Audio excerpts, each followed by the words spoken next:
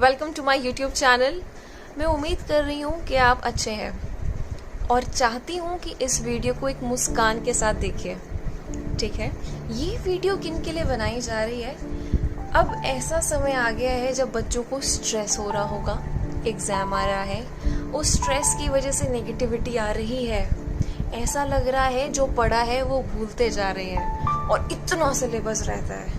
क्या किया जाए? क्या मैं पास होंगी?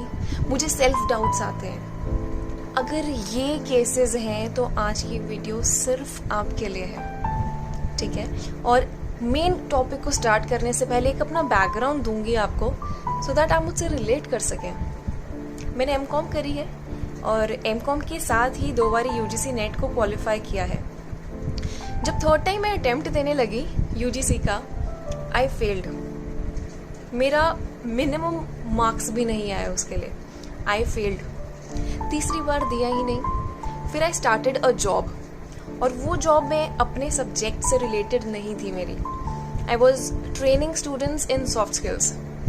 तो देखिए कितना गैप आ गया मेरे सब्जेक्ट से। कॉमर्स के पूरे लिंक्स टूट गए, फेल हुई, लिंक्स टूट गए। फिर उसके बाद ऐसी मेहनत करी कि जेआरएफ तो दूर, सीधा एक रैंक होल्डर बन गई। I am all India rank holder of commerce and my rank is 38th। तो चलिए स्टार्ट करते हैं। पहले तो मैं आपको बताना चाहूँगी कि जब मैं फेल हुई थी, हाँ ये सबके साथ होगा, जब मैं फेल हुई थी तो काफ़ी थॉट्स आए थे कि सेल्फ डाउट हुआ था। बेसिकली बहुत शर्म महसूस करी थी खुद पे। ऐसा लगा था कोई डायरेक्शन नहीं है ज़िंदगी में, वेस्ट कर रही हूँ अपने मॉम डैड के पैसे। बहुत ही अजीब सा, मैं समझ सकती हूँ अगर आप में से कोई है ऐसा जो फील कर रहा है, तो वो एग्जैक्टली वही सेल्फ डाउट आया खुद पे। लेकिन अगर वहाँ पे इतनी नेगेटिविटी को एब्जॉर्ब किया होता मैंने, तो आज आपके सामने बैठ के बात नहीं कर सकती थी। एक और बात ध्यान रखिए, हमारी लाइफ में इतनी प्रॉब्लम्स हैं, बेसिकली स्ट्रेस है। स्ट्रेस से क्या होता है, हर चीज़ नेगेटिव लगती है, चाहे वो पॉजिटिव क्यों ना हो, वो चीज़ नेगेटिव लगती है। अगर एग्ज़ाम की बात करूँ, स्ट्रेस होता है तो लगता है कि ओ माय गॉड मुझे नहीं आता कुछ।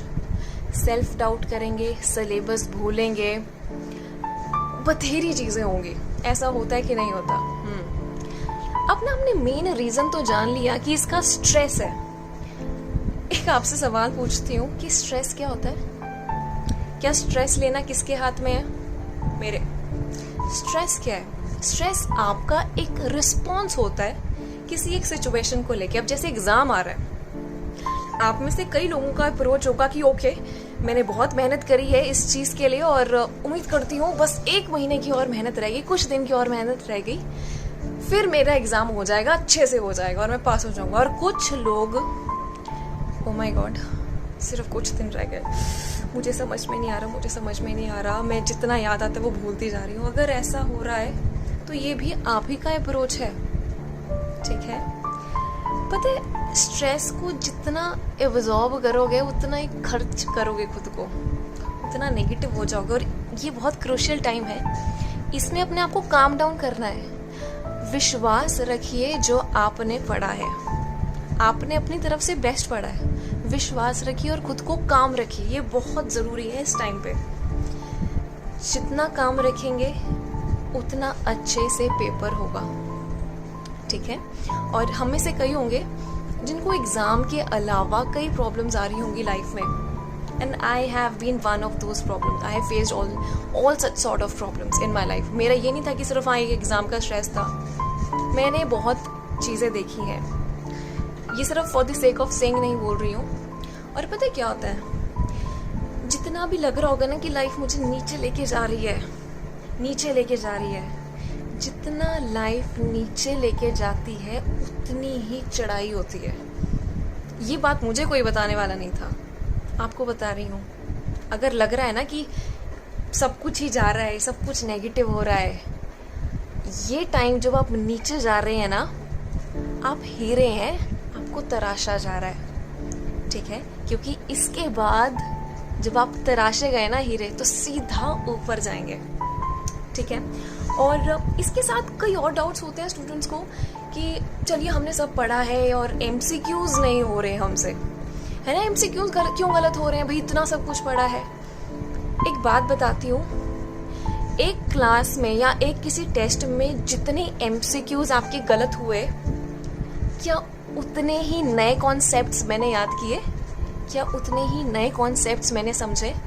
मैं तो ये बोलती हूँ, जिस एक बच्चे के जितने ज़्यादा गलत होते हैं उतना ही ज़्यादा वो बच्चा सीखता है। अपनी गलतियों से ही सीखा जाता है। कुछ ऐसे बच्चे होंगे जो सोच रहे हैं और जो देखते भी हैं कि मैम या सर हम तो क्वेश्चन ही पढ़ते रहते हैं और बाकी बच्चे आंसर कर देते हैं। ऐसा होता है। क्वेश्चन पढ़ना एक खूबी है, इसको डिसएडवांटेज तो मत लीजिए। बस ये है कि थोड़ी सी स्पीड बढ़ानी है। अब कई बच्चे ना क्वेश्चन बिना पढ़े आंसर कर देते हैं, वहाँ तो 100% चांस होता है आंसर गलत होने का। एटलीस्ट आप ये गलती नहीं कर रहे। तो क्वेश्चन पढ़ना ज़रूरी है, और अगर पढ़ रहे हैं ना तो ये अच्छी बात है। थोड़ी सी स्पीड बढ़ाइए बस अपनी। और ना लास्ट में एक बात ज़रूर बोलूँगी मैं आपको कि हाँ, ये यूजीसी एग्ज़ाम है, इसको लाइटली मत लीजिए, क्योंकि आपका करियर है ये, इसको लाइटली मत लेना। लेकिन एक और चीज़ बोलूँगी कि इसको बहुत हावी भी मत होने देना प्लीज़। सिर्फ ये एक एग्ज़ाम है, आपकी पूरी लाइफ का ये एक पार्ट है, ठीक है। इस पार्ट के अराउंड आपकी लाइफ नहीं चलती, आपकी लाइफ का ये एक छोटा सा पार्ट है। तो अगर ये क्लियर नहीं हुआ तो क्या हो जाएगा? लाइफ रहेगी, लाइफ बहुत बड़ी है। ऐसे मत सोचिए, बहुत अटैच्ड मत हो जाइए किसी एक चीज़ से, ठीक है, क्योंकि आप और आपका अस्तित्व बहुत बड़ा है और वो एग्ज़ाम एक छोटा सा एक पार्ट है आपकी ज़िंदगी का, ठीक है। अच्छे से पढ़िए और इस टाइम पे अपने आप को काम डाउन करिए। जितना काम डाउन रिलैक्स्ड रहेंगे उतना अच्छे से होगा, ठीक है। अगर फिर भी किसी को कोई सवाल है, कोई गाइडेंस चाहिए, प्लीज़ कमेंट्स में लिख सकते हैं। नहीं तो हमारे एक टेलीग्राम चैनल है, उस चैनल का नाम है रीमा नैयर।